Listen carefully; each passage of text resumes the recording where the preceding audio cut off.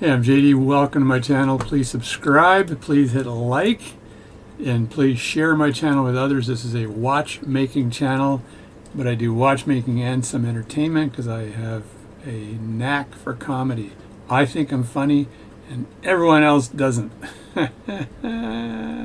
Anyway, so today I'm going to be reassembling this Birks and Sons pocket watch, and I found out by looking it up that Birks and Sons has been around since the 1800s in Canada and from Montreal, Canada. So it's pretty cool, blah, blah, blah.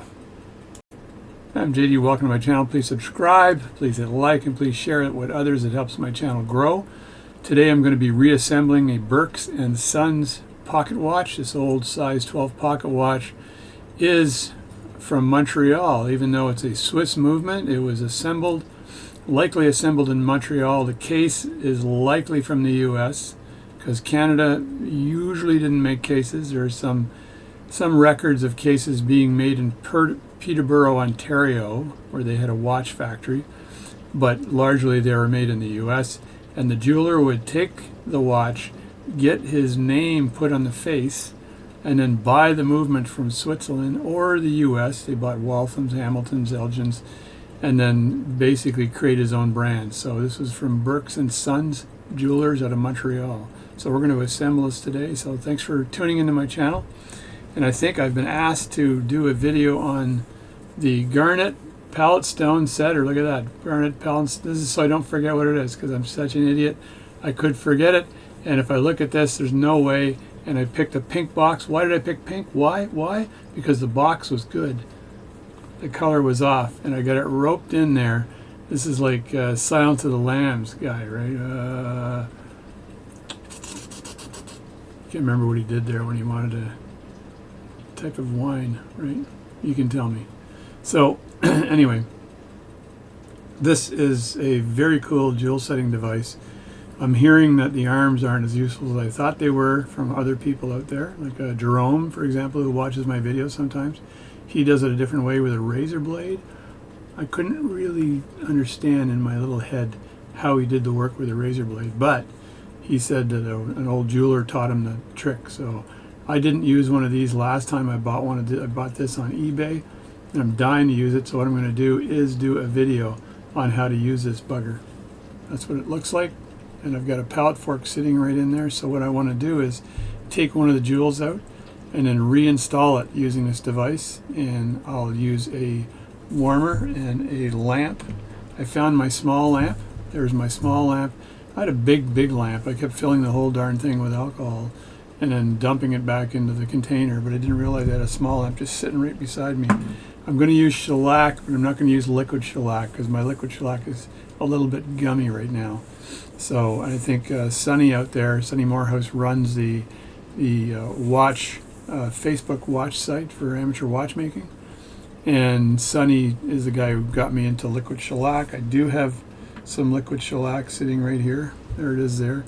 If I put it sideways, it's going to take a week for it to go down, so I need to add more alcohol into this liquid shellac, and then maybe add more shellac to remix it. So I'm not going to use that this time.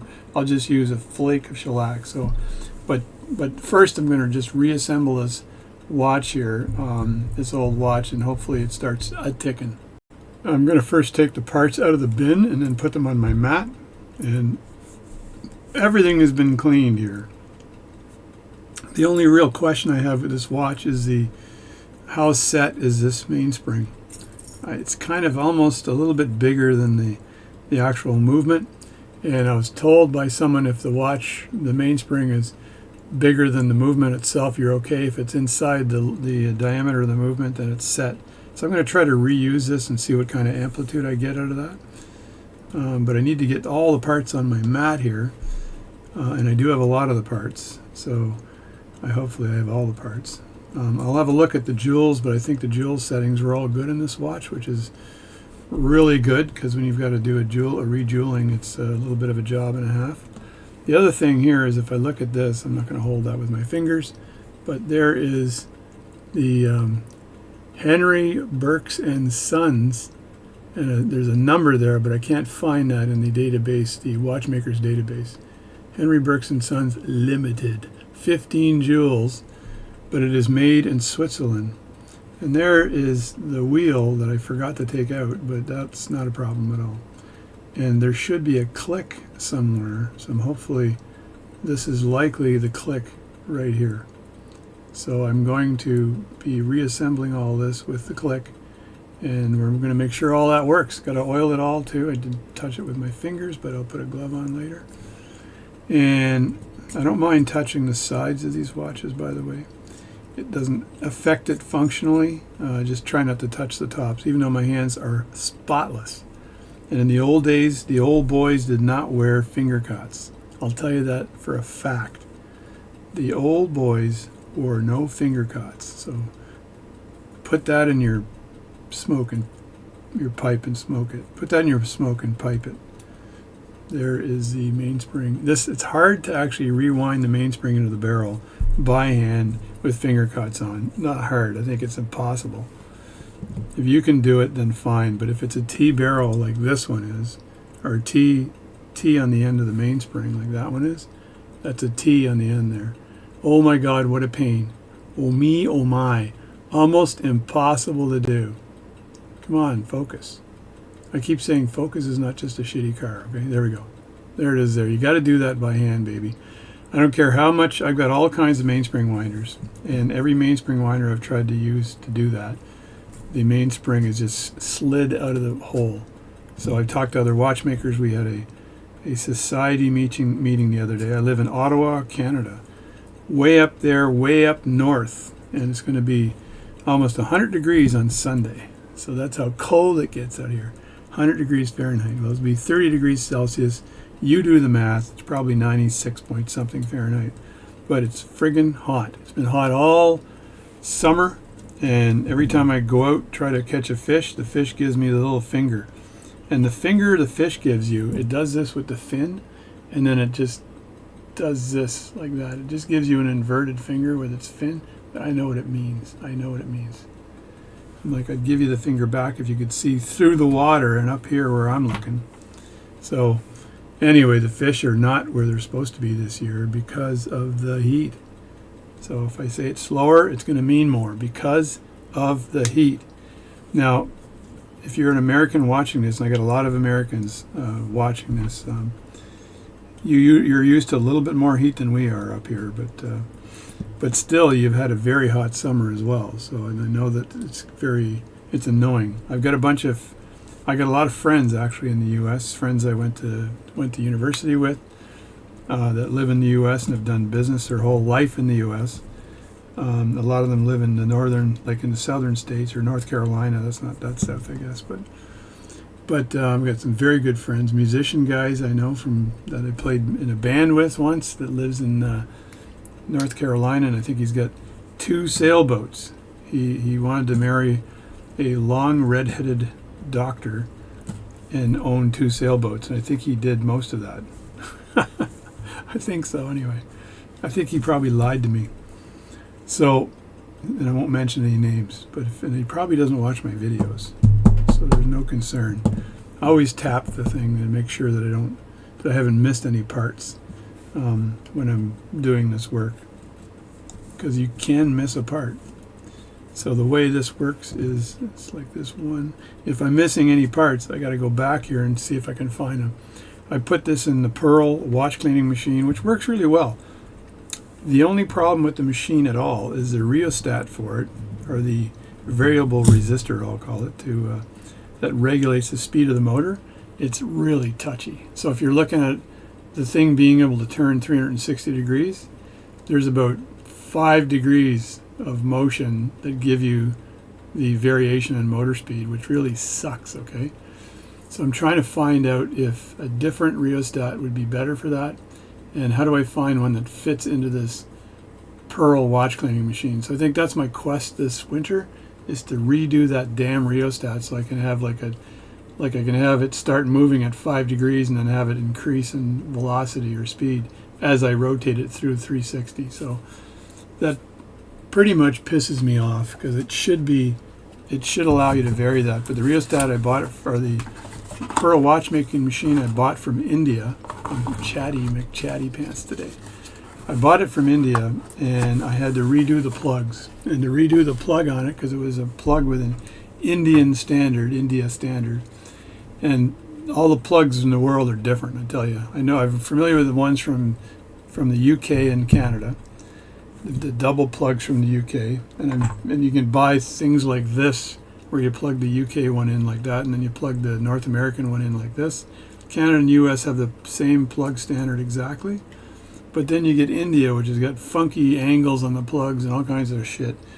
And Italy's the same way, because it's got 3 plugs, but they're sideways and stuff. And like, why did you people not get together when somebody invented electricity?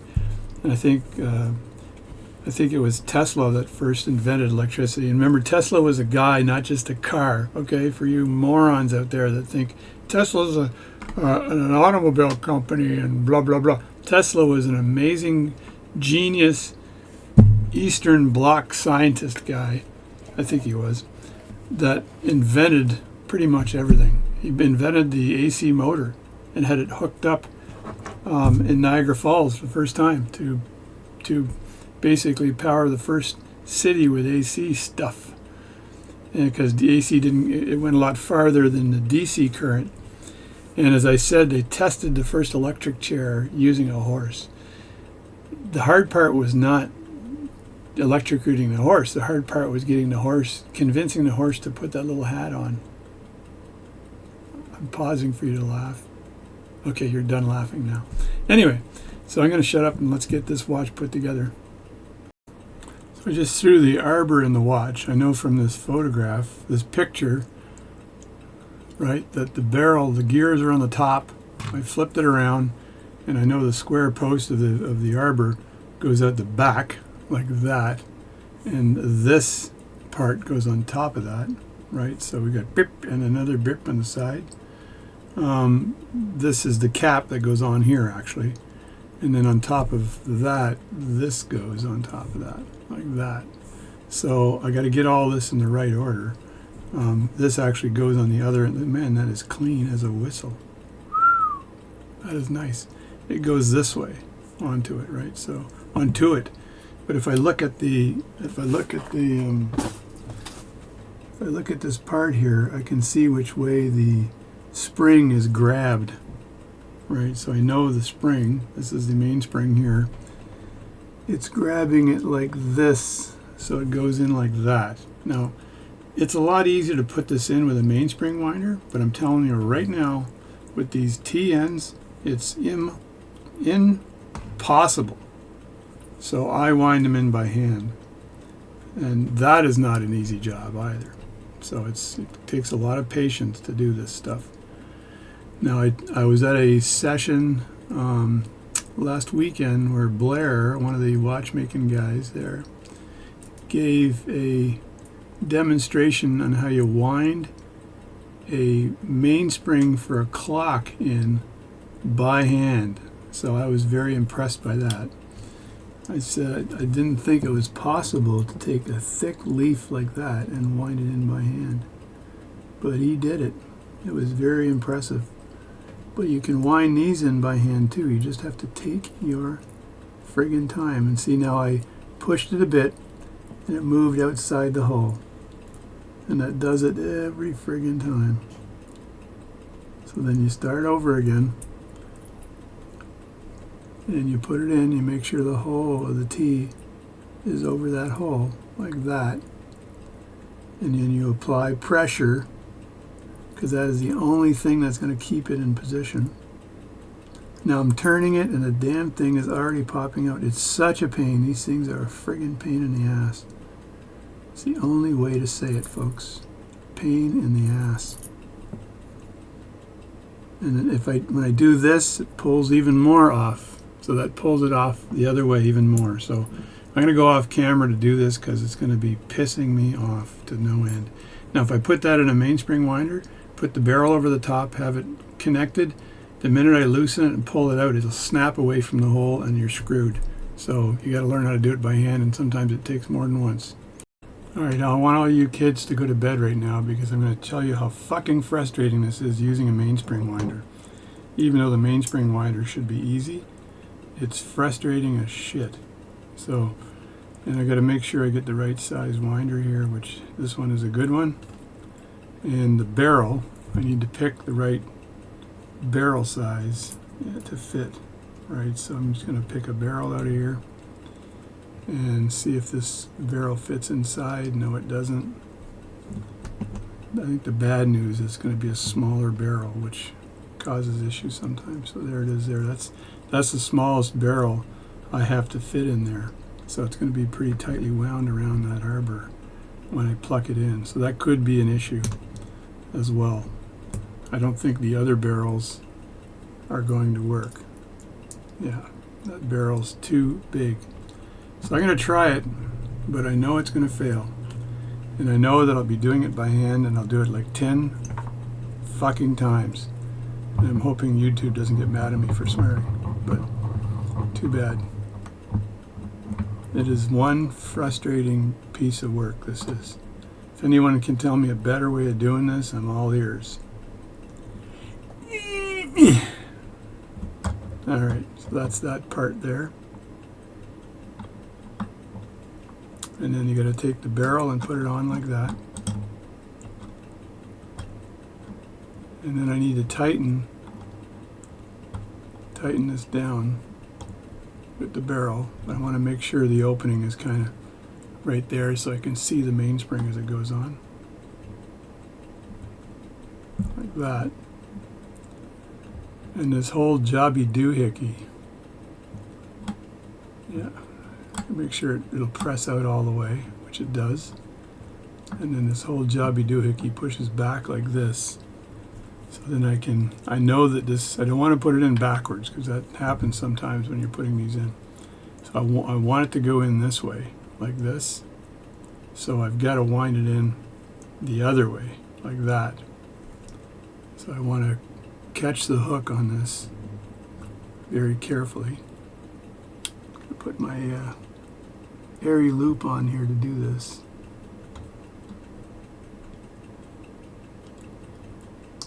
So there's the hook there. I know this process is actually pretty easy, but the problem with the process is that it ain't going to work because of that friggin' T on the barrel. And I don't know how the hell they did it when they invented this winder here.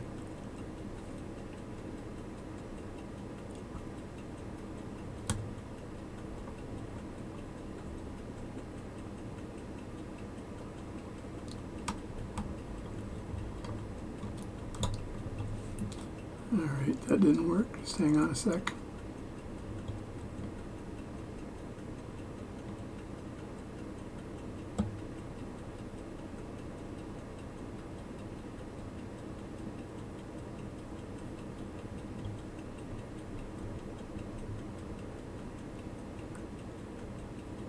Alright, there it is. So I've caught this on there now, so now I just wind that up inside the sub barrel, and I loosen that up a bit because this will have to feed in at an angle into this device. I want to leave enough left over to push it into the barrel. So there it is there, all wound up nicely. Now here's where it fucks up. If it works, I'll be super impressed, but no, I've done this a million times and it always fucks up. So I apologize for swearing so much today, but if Sonny Morehouse wants to restrict my video because of my swearing, then go ahead and do it. Because today, this is going to piss me off to no end, and I know it.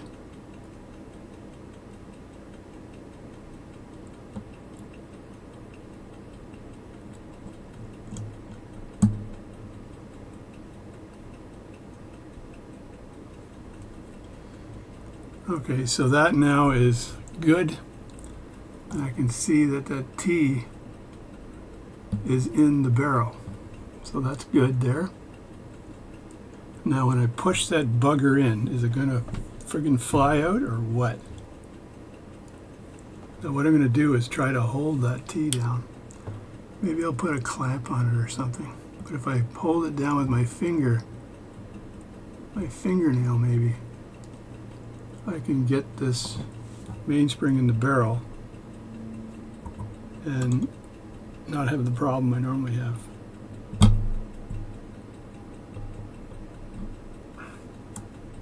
Alright, so that didn't work because this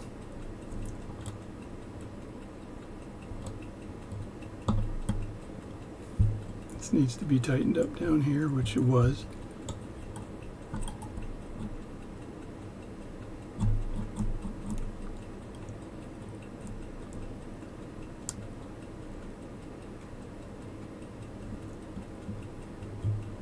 Well, that's not pushing it out, so let me look and see if my T is still there.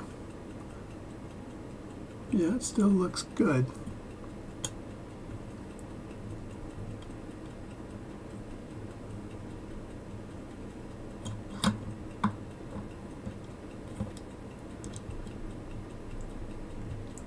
Got to make sure this is in super tight.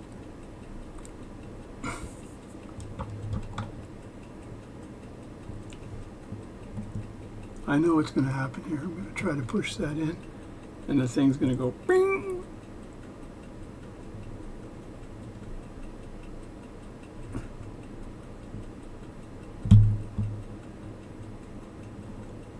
Yeah, that's not even connected.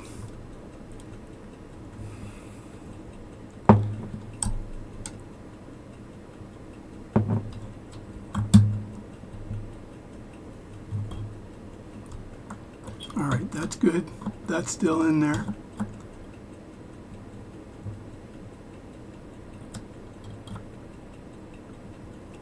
Maybe I'll move this over a bit because I don't need to have this thing here so close.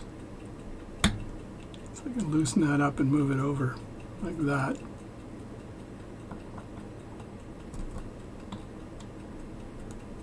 And what I don't want to do is cut my fingers, because that always happens when you do shit like this. And I'm going to take this vise, loosen it a bit,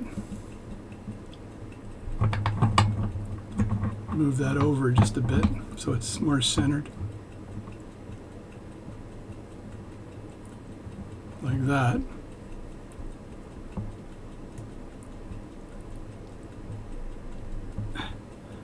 And that's super tight.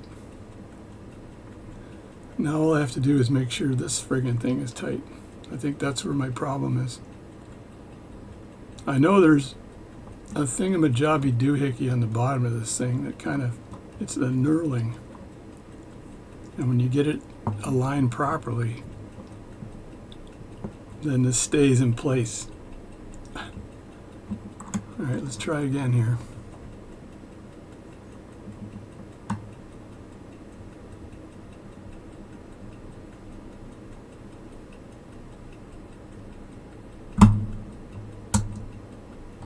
All right, the question is, did the T stay in place?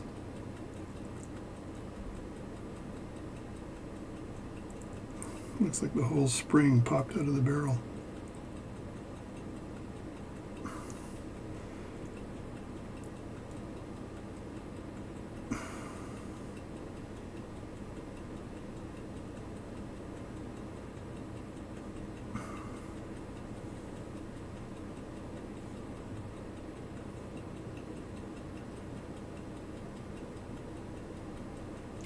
Yeah, no, this is no good.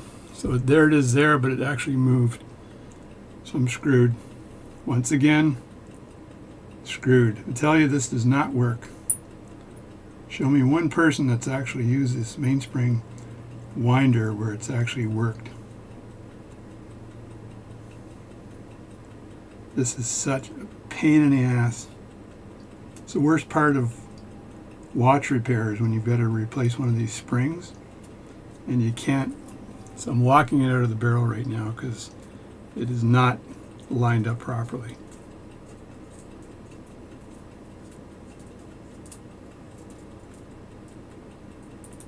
And the minute you push that in, it snaps and moves. And I talked to other watchmakers and they all have the same fucking problem. So I'm going to go offline here and just work on this for a while. This may delay the whole reassembly process. It's such a pain in the ass. All right, I did it. I wound it in by hand, and then I checked the hole there to make sure that there was a piece of metal sticking in it, and it was. And what I ended up having to do was hold that down so friggin' hard on that hole that it stayed. So that, my friends, is such a friggin' pain. So hopefully you felt the pain there. Now the arbor for this can only go one way. The hook has to be on one side, so there's only one way of putting this together with the arbor. I don't have gloves on, but I have very, very, very clean hands right now, so I'm not too concerned.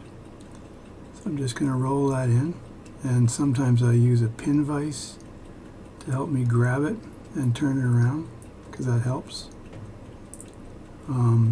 And the pin vise I use every time I grab for it, I end up poking my finger. So I use this one here usually. And just grab the arbor.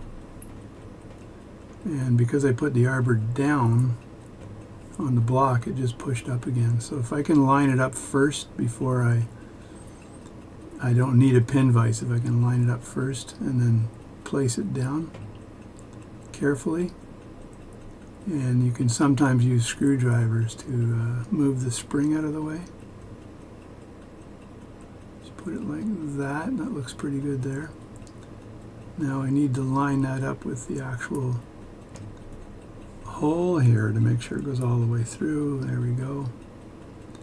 And then that's lined up with this, and that's going to catch, that'll catch the end of it like that. And sorry if I was up here looking at it, but that's caught the end of it like that. So now that's good. And this has to go in the right way, but before I put that in, I don't want this to push up again, so I'm going to use one of the holes on this bench block. I want to put a bit of oil on it. It's an old spring, so you want to make sure there's some oil on it. And the oil I use for this is, let me reach back here into my oil. I use HP 1300 or 9104, but I use HP 1300. So HP 1300 is red. And what you do here is you take the HP 1300 and you put a bit of it there, a bit of it there. You scrape it on, and that, when the watch winds, that'll move itself around. And then I put it, and these are not the more modern non-magnetic springs, hair springs, or sorry, mainsprings. So, and we're going to try this out in the watch and see if I got any issues. If I do have an issue or not getting the right level of amplitude out of the watch, then I'll ask the owner, does he want me to order a new mainspring for this watch? And likely the watch is not going to be used daily. It's probably going to sit there for quite some time. And I want to, while I got it open here, I can also put some oil on the edge here, so this will ride a lot nicer. There. There we go. That'll ride a lot nicer when it's, just got to use pith wood to clean this off. Pith wood and pegwood. They both start with P. And that's, I don't use the oiler from, I use the red stuff because it's clean. I use this because it's clean, but this one here I don't use because it's not clean. I've got another oiler that I use for that. So this barrel and cap needs to go on top, and it needs to be lined up with the hole. And as again I was telling you that my friend Blair, who fixes watches, pocket watches, other types of watches, he does this on clock mainsprings, which I've been pretty impressed with. I'm trying to line this hole up here with that where the T is, So when I press down on it, I've got the perfect contact. I think I did it, no problem. Now once I've got it like this, I can use my tweezers now to compress along the edge of the mainspring, because you want the lid, the cap, to be absolutely flat. There we go, you heard that click. You want that to be absolutely flat, because if it's not, it'll rub against the plate and or a gear. So that's all done, in position and flat. And before I do anything else, I'm going to take a piece of Rodico.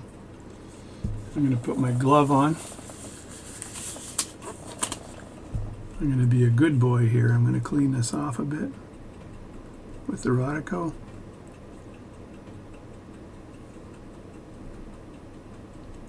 Even the pivot of the arbor and the end of the arbor. And I'm going to roll the teeth in it to get any skin flakes or whatever else might have contacted it off of it.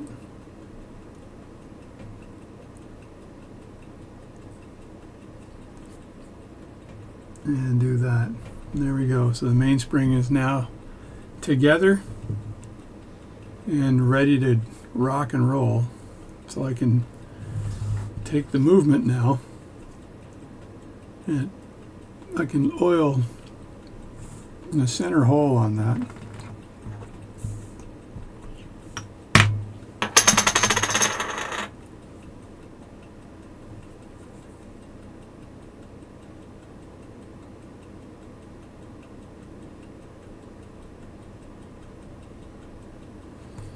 And while I've got all this pretty visible,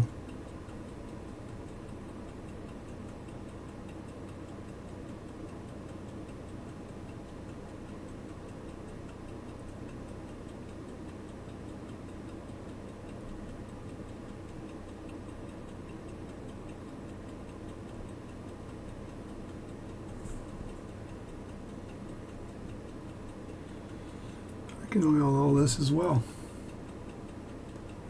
before I end up putting it all together again. Use a different type of oil for here. It's more of a grease, I think, but I guess it's an oil. And you want to oil all of the parts that are kind of touching, the keys that are touching, that sort of thing. So I find out where they're touching, like right there. And if there's too much oil, like I think I just put too much oil in there.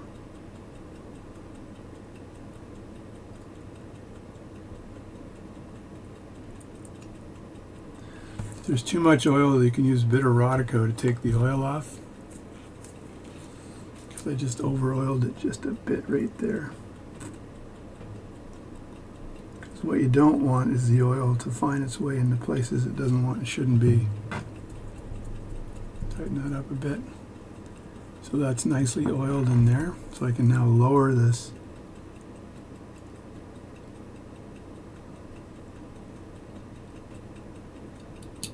into position.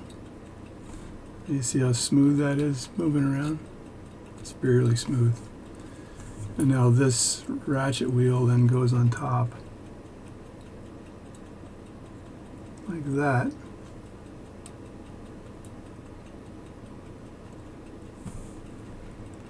And that, my friends, is, I think, nicely into position. I'll look at that here. I think that should go down a little further.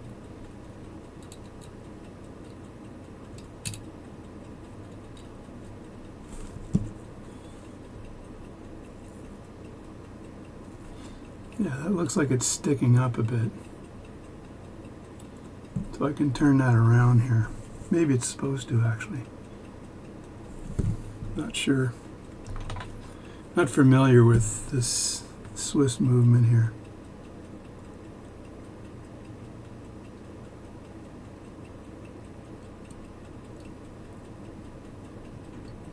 Oh, maybe it's supposed to be like that because it wouldn't be touching it, right? Oh, there we go. It's a little bit tighter around there, but so I think that's good right there.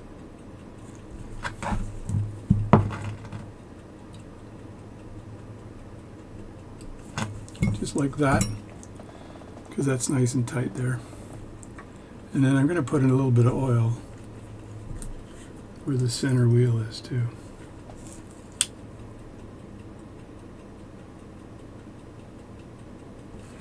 Like that. Got to be aware of my time here because my wife said we're leaving at 4. So I want to make sure 4 o'clock doesn't hit me in the face. I'm like, damn, that went fast. So now I've got that all together. And I want to, there's one more place I need to oil, and that's kind of,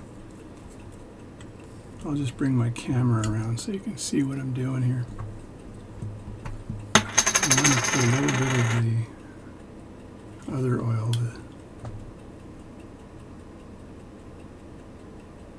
on the tip of that right there. That's, I think, a good thing to do.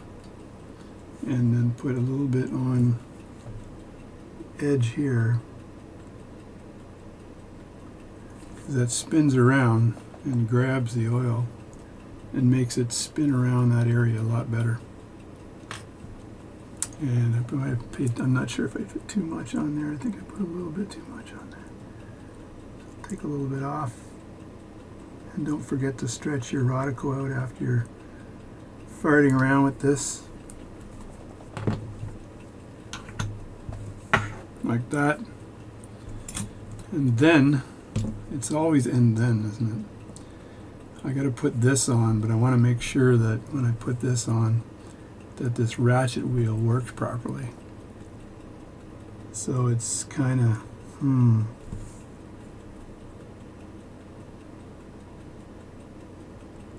yeah, that goes over the crown wheel, I think, right here. So it goes on like, kind of like this. And the ratchet is right there. And I'm not sure what position the ratchet needs to be in to work properly.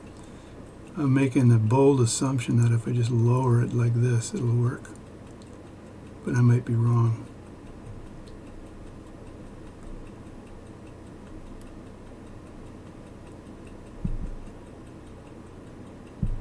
No, that might work. That looks like if this thing moves this way, like that, the spring is actually holding it back. So when I put it down, I got to pull it out a bit. So that might work like that. So if I put this down like this,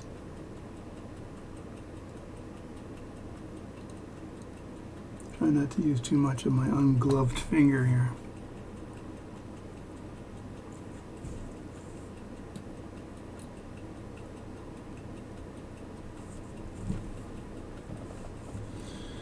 Let me see. Get one of my pokey devices here to see if am I flat on that or not? I don't think I am.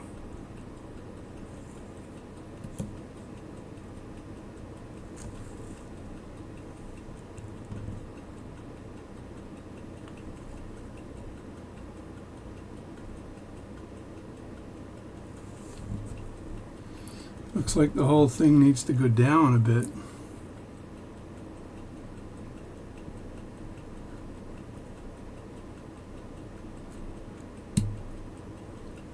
Oh, there we go. Something went down a little bit.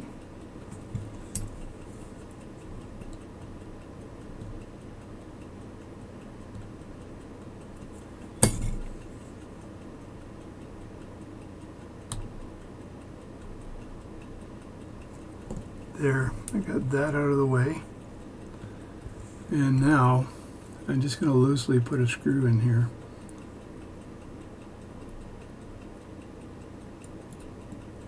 So I can work on the other side.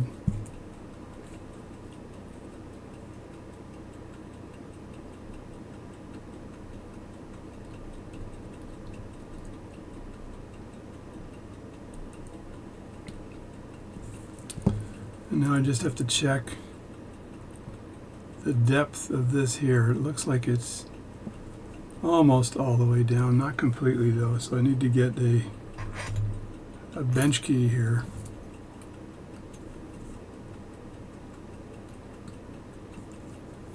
Smaller bench key.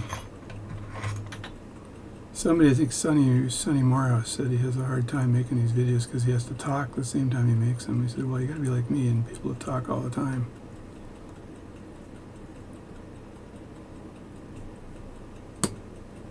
There we go. That lowered it right there. So now I'm gonna put another screw in.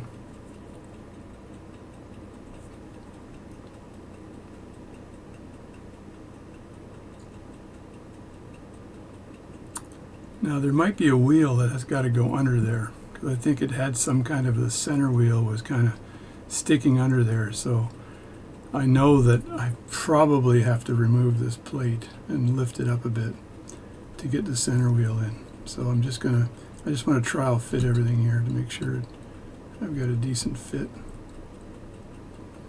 And there's different screw sizes on these friggin' things. I'm trying to make my life difficult.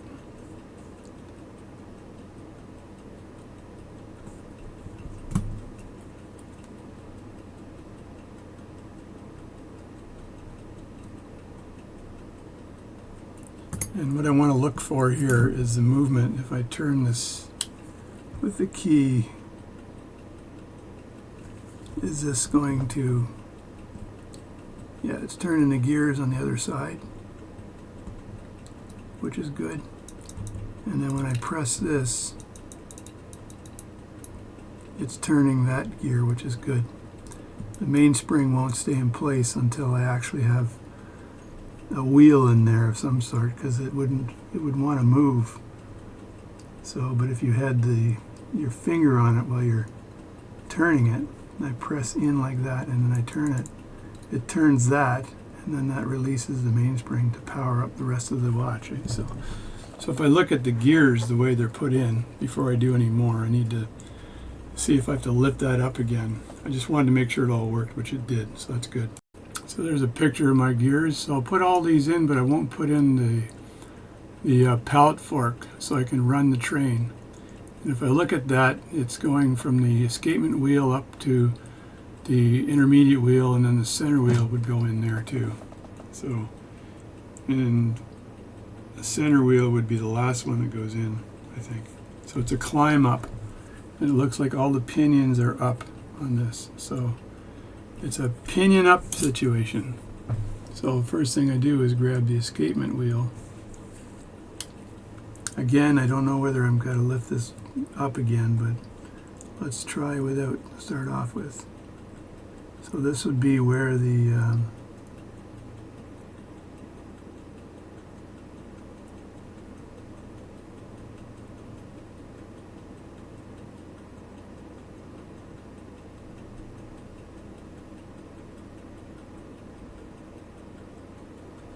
that's where the escapement wheel resides, right there. And then the fourth wheel would be the next one, and that goes all the way through, because that's where the second hand is, and that's completely aligned with the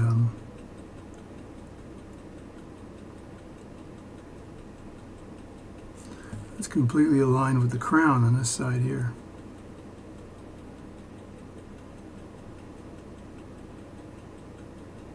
And one of the crazy things about this watch is that each one of these has its very own little bridge. Here's one of them, and there's the other one. So I'm not sure. I think that the bigger one would be for the next one, right? So I think that the first one would be for the escapement wheel, and the second one looks a bit bigger.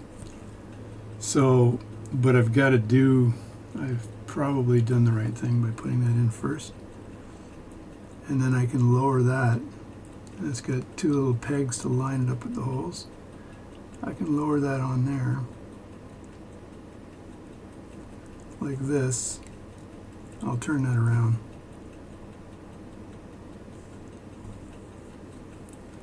Line it up like that.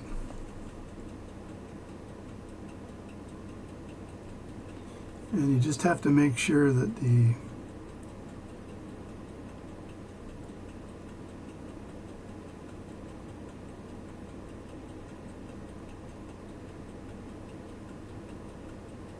the pivot is going through. So sometimes the best thing to do is actually to lift it up. But I'm going to put both of these down, which is just crazy. That's crazy talk.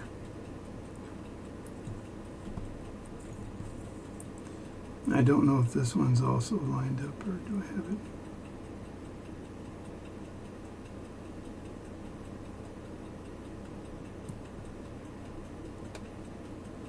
Okay, that's now in. So let me get one of these screws and see which one works here. Again, like I said, they've got different screw sizes.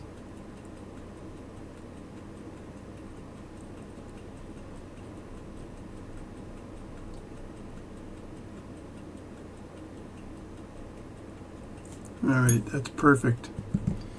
And then the second screw I can put in, but not tighten until I'm absolutely sure that the pivot is aligned properly.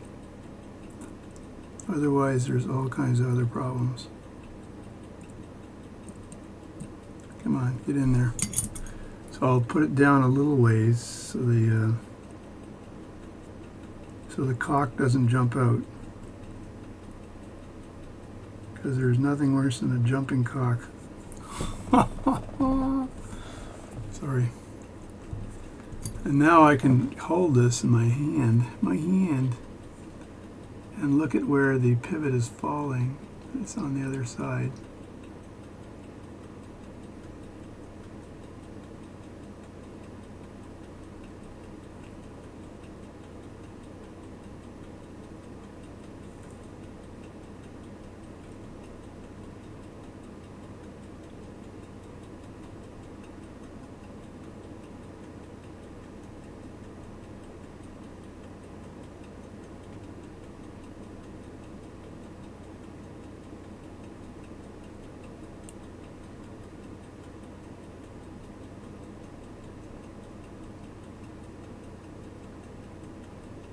Perfect. So that is now in the hole. And I want to make sure I've got a little bit of pressure. I need a little bit of pressure on the end here while I'm tightening this to make sure that pivot stays in the hole.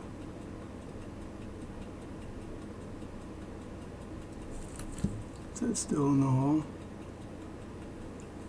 I believe it is. Move that just a bit here. Yeah, see that? That's getting very good action on those two gears. And so now I can tighten these down. Anyway, put a little bit of pressure on the end here.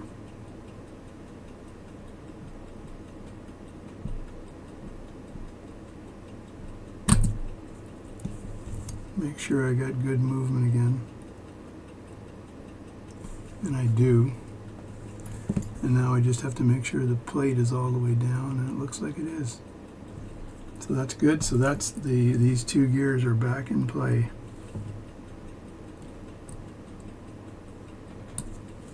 That's good. So that's done, which is excellent. So always test, always make sure the pivots are where they need to be.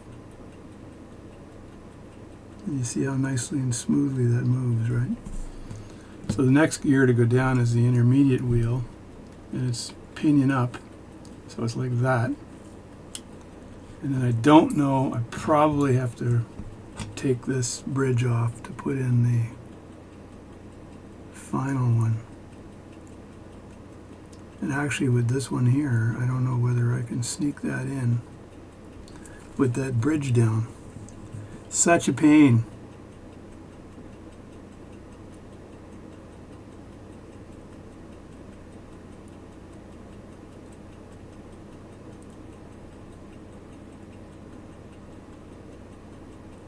Yes, I can, which is great.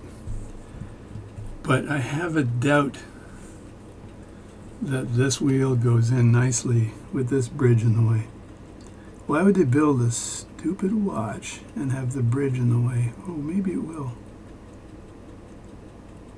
No, of course it won't. Of course it won't.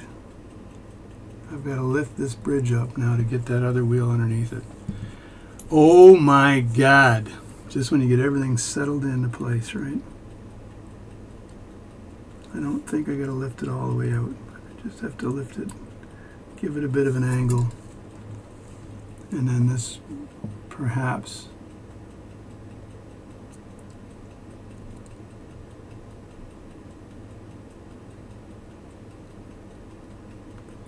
no, even more of an angle.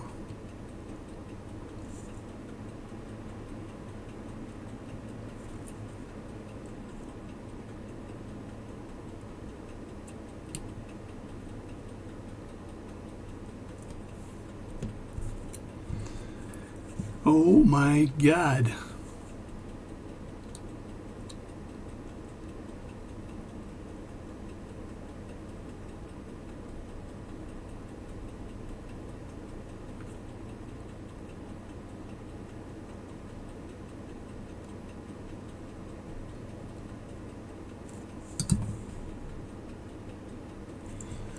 Now, is that in place?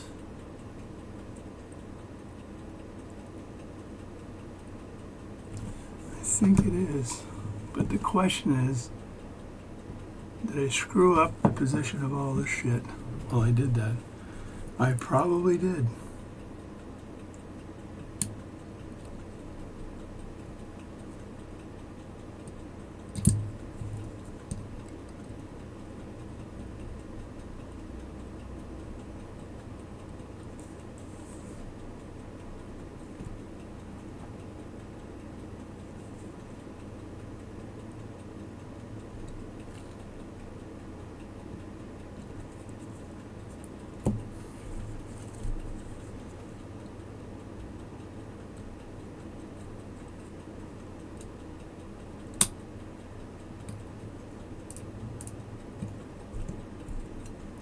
Alright, I got movement there, which is great.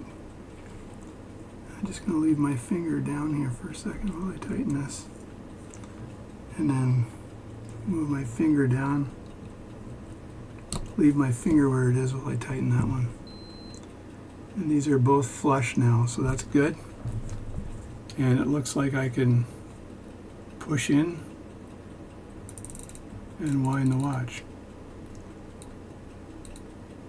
So that would provide pressure on this, which would spin these gears. Now, they're not spinning now because I got plates on them. So what I need to do is put this final plate down. And then when this plate is down, then the train should move. Now, I put a little bit of wind on that train, which probably shouldn't have done that, but I did. Because I should take the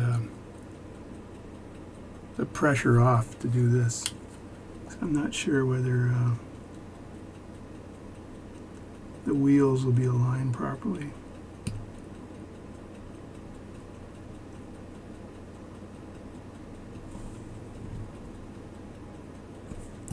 The only thing I'm concerned with here is the pivot for this one here.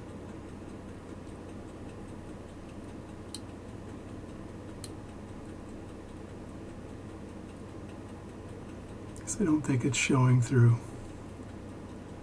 So what I'm going to do is, again, put another screw down, but not tighten it.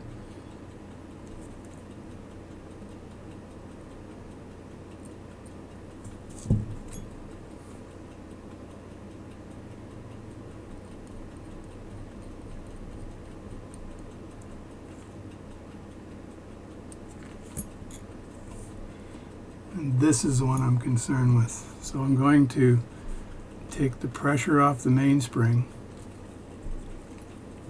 by winding it a little bit.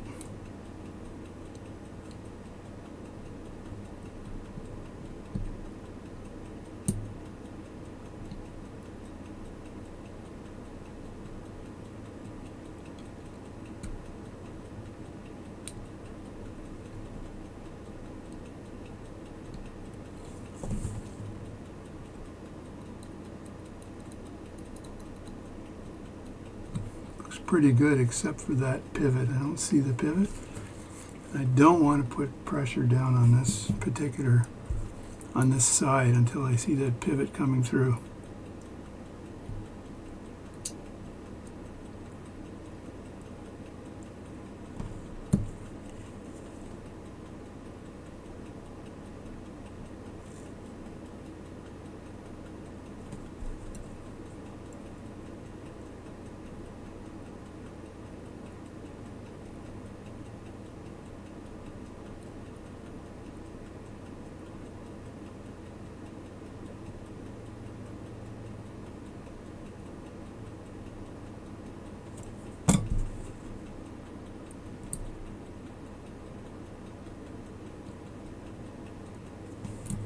Oh, I think I see the pivot.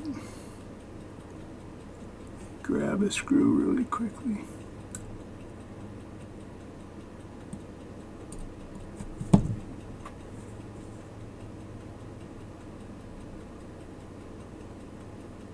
Yeah, that's perfect.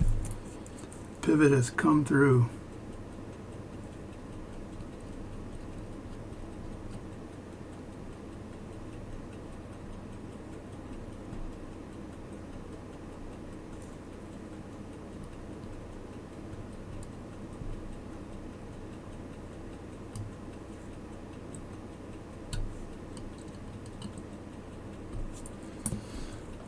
And the last screw, I believe, goes back here. Now I gotta see if all this works, because if I wind the watch, I should get the wheel train to move. If that happens, then I'm successful.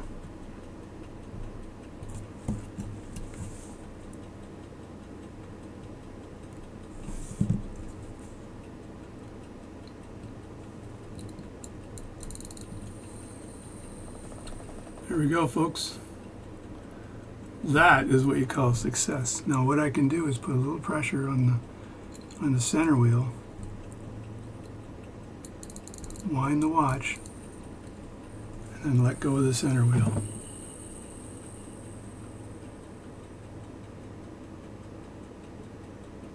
Yeah, and it's actually stopping very nicely as well. So that, my friends, is what I call success. So now I'll call this part 1 and make the video for this, because I do have to do other things right now. And just want to put a little bit of oil in various places here.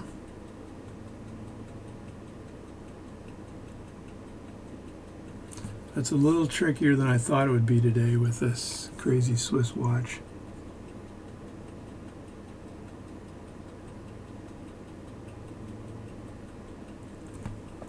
But I come to expect that when people say, hey, I'd like you to do work on my watch. It's never easy. It never seems to be, oh, this is easy. You take it apart, put it back together, clean it. It seems to be a challenge every time. Who knows why, but it is. So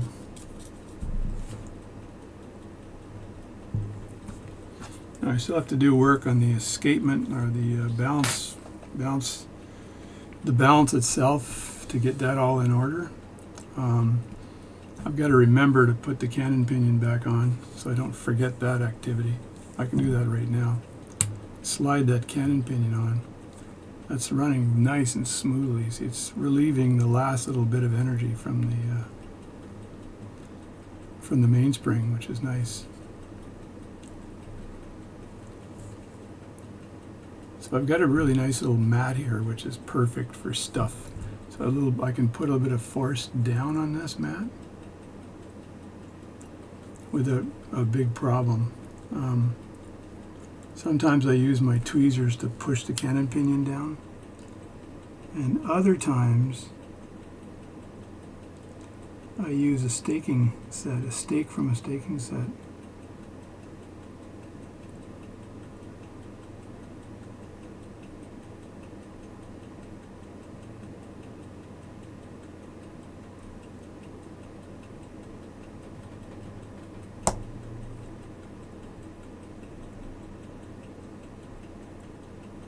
That worked really well. You just have to make sure that the teeth pinion or the teeth on the cannon pinion are lining up perfectly with the minute wheel. So when you push that down, you're not damaging any teeth. And that's in the right position right now. And while I'm in the mood to oil, I'm going to put a little tiny drop on the top here. Like that. This, I believe, is just a metal peg. So it doesn't need anything. And then I want to put a little bit of the really thick stuff over here. I'm just put a drop in there, and then put a drop right there, and right there, and I think even the meshing of the gears here would be nice. That would make them run nice and smooth, or very smoothly.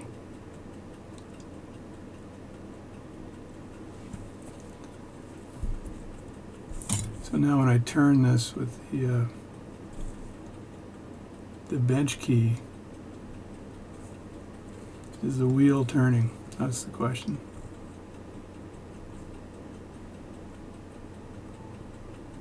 Okay, that's stuck a bit. Not sure why, but it is.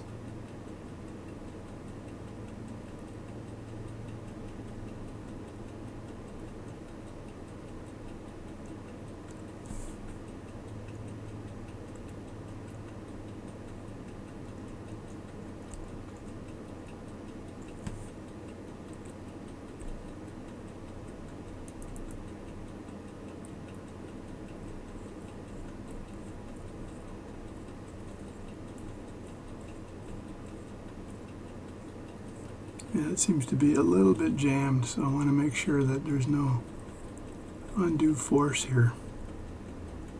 So I may have to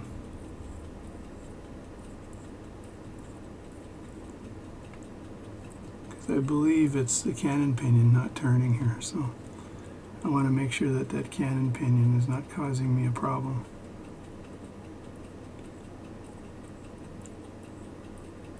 Because I got pressure coming in on this wheel here.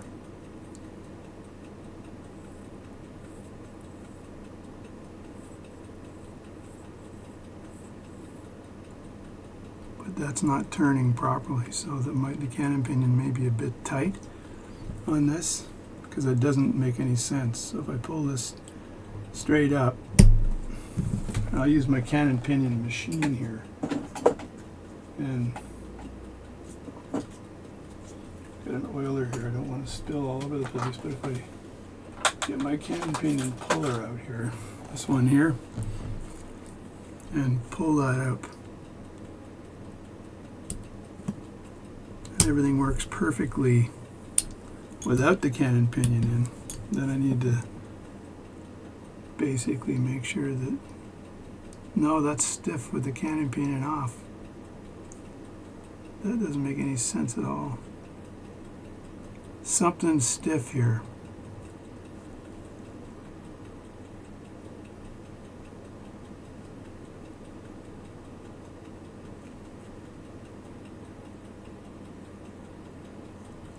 It may have something to do with this little gear right there. Those Swiss.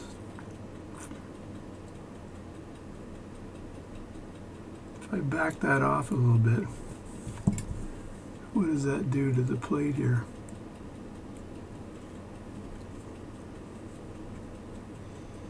I may have to take that plate out and have a look at that.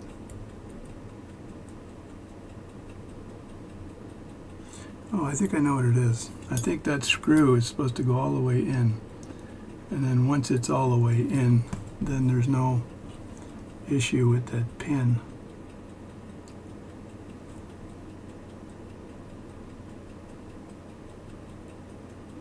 Maybe.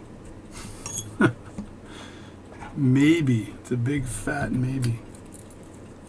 Let me just back this up a bit.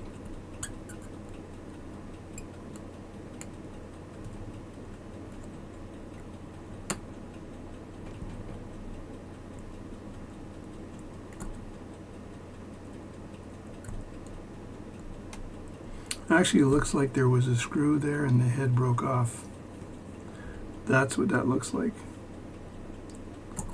There's always broken screws from shoddy watchmakers.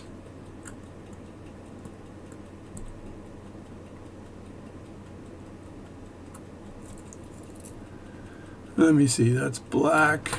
I'm going to use yellow here.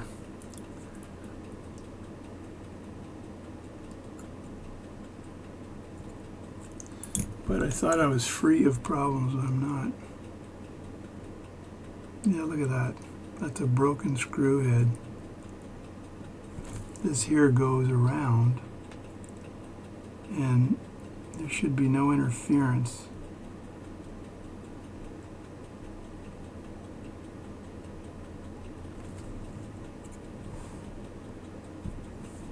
But I'm going to see when I turn this little screw here.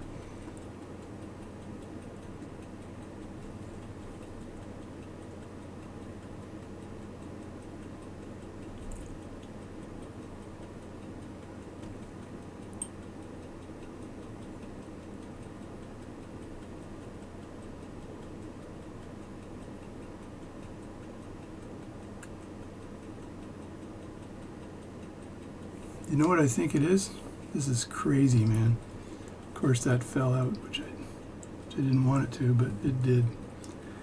You know what I think it is? I think it's the length of that other screw. This goes on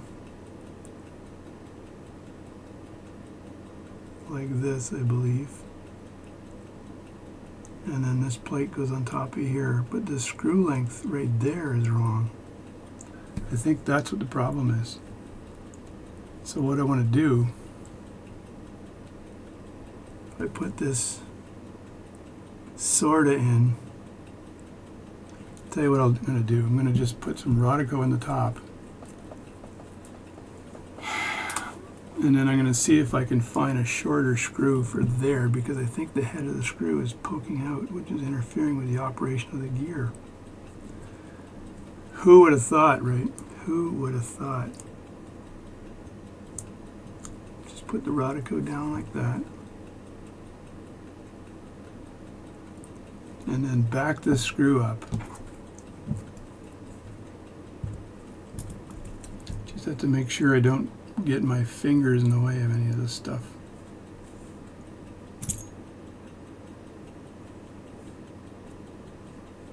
There we go. Put that all out of the way. Put this back in here like this. And what I want to do is find a short screw. And I'm trying to remember which screw was a short screw. So now I don't want you to be talking or thinking dirty right now, but let me see if I can find a short screw, because I bet you any money this screw going through is causing the problem.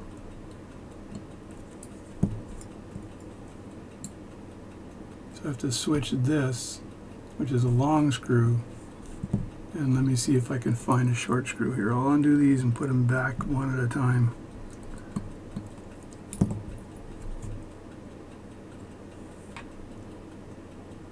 Yeah, there we go.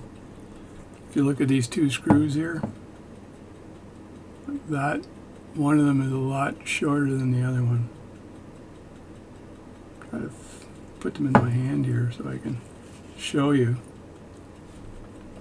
Yeah, of course, now it's on my lap. Jesus Murphy.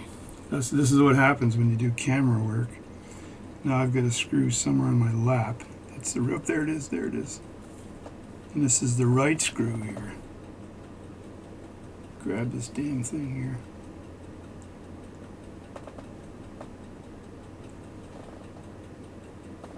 There we go. So this screw here is a hell of a lot shorter than the other screw. And the short screw had to go into this hole because for some reason they had this plate designed that a long screw would interfere with the back end of that plate, which is interfering with one of the wheels. So now when the short screw goes in, let me put this other one, long one in, and see if I've solved this problem. And then I'll make the video. And then you guys can just relax, eat some popcorn, watch my problems. There we go. It's like that, like that. Get this out of the way. Turn that around. And now, if I look at this, see the wheels are all going to come off now. The wheels are coming off. Doesn't that mean there's a problem when the wheels come off? Put that wheel back on.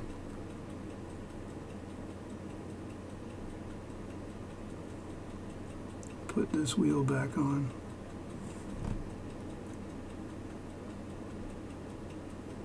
I don't think there's a direction on that. And now that screw is not poking out because that was interfering with this gear here. And now I can put the minute wheel back on like that. I can lower the cannon pinion. I could put the minute wheel after the cannon pinion, but I just sort of look down the pipe of the cannon pinion and make sure the gears are not in the way.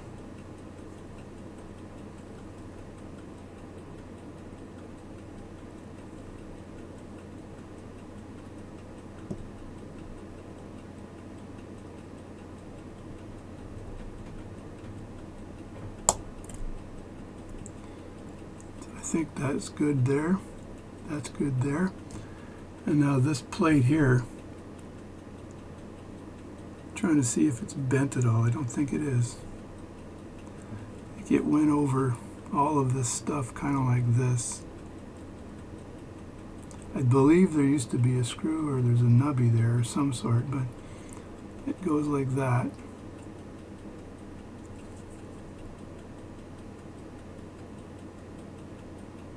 Nubby is a technical term.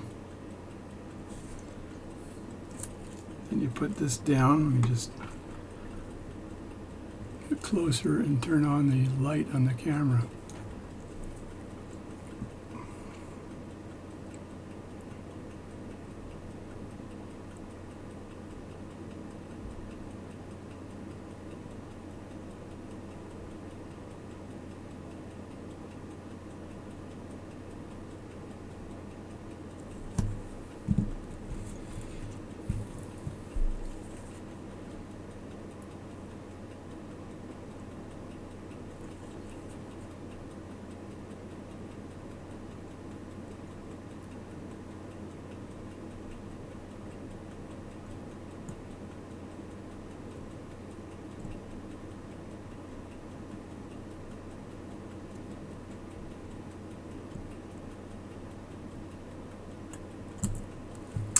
All right, I got it.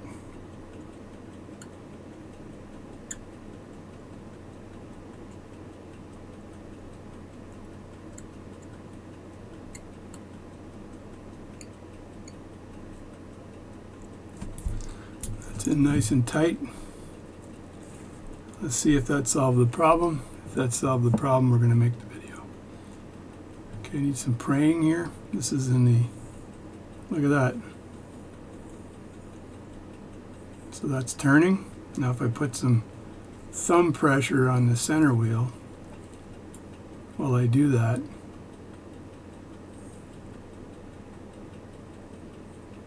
then the cannon pinion should turn on its own. So what I'm going to do is just put a little bit of pressure like that, because you normally have the you would normally have the pallet fork in there, which would prevent. And see the cannon pinion's turning now without the wheel turning. So I just put my finger underneath, put a little bit of pressure there. So that's in that position. And if I wind it, press in like that.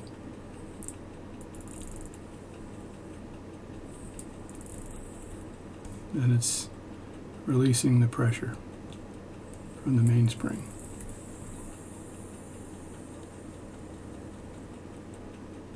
And there, my friends, we go. All right, that's it. So I'm going to stop my watchmaking for today and continue likely next week. But this was a bit of a challenge. This Henry Birks and Sons Swiss movement. I know it's Swiss because it says Swiss right here. So I'm not sure who made this movement in Switzerland, but it's a Swiss-made movement, and it was cased, and the crystal on this thing, or the face on this thing, is Henry Birks and Sons Limited out of Montreal. It's got a bit of a lot of damage on the edge here, and I don't know if the owner wants me to try to paint that. I've got the right stuff for it. I can do that if he wants. If he wants me to just leave it like that, then I will. So, because this thing's got personality. So there we go. That's this watch assembled, and it's winding and it's setting, which is really good. So I'm past those two processes, which can be hair raising. So that was a little bit hair raising the way this thing comes together, and so it's important. The note here is important, which screw you put where.